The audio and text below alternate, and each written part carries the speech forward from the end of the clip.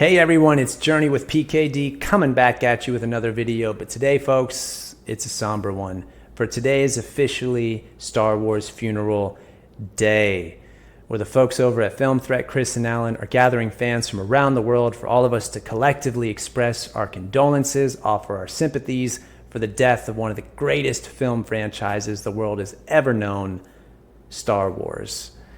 If you ask me, why is this important? What do you mean death? What do you mean funeral? Well, I would say, what makes something alive? And when it comes to Star Wars, what makes it alive, I think, and George Lucas said this himself, it's the mythos itself.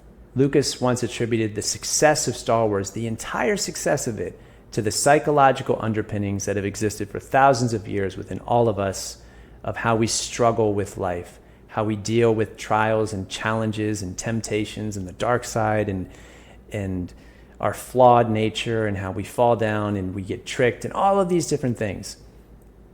Lucas also said he wanted Star Wars to be a vehicle for kids to learn how to become better adults. And that's so important to know. It's not just lightsaber scenes and fancy battle sequences and these things. That's fun.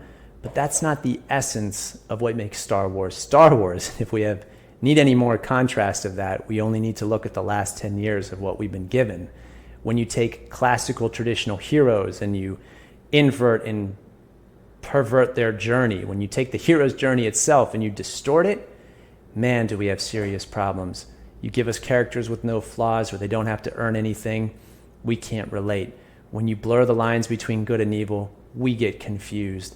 When you probably don't promote virtue but vice, man, you start to have a breakdown of society within culture itself, because that's the power of myth. It's not just for us as people to just enjoy these stories, it's to be shared amongst each other where we talk about it and we learn from these things.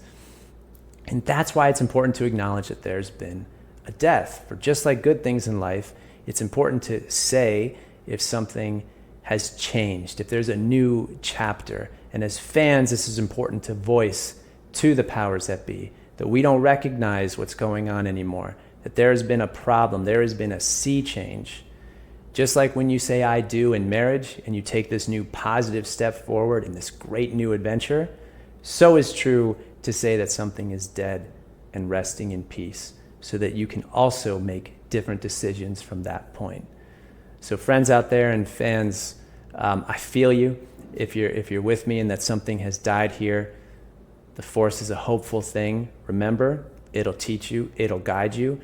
So never forget that. We will always have what Lucas gave us, and that is something to be truly treasured. But for all you out there who feel the way I do, man, may the Force be with you.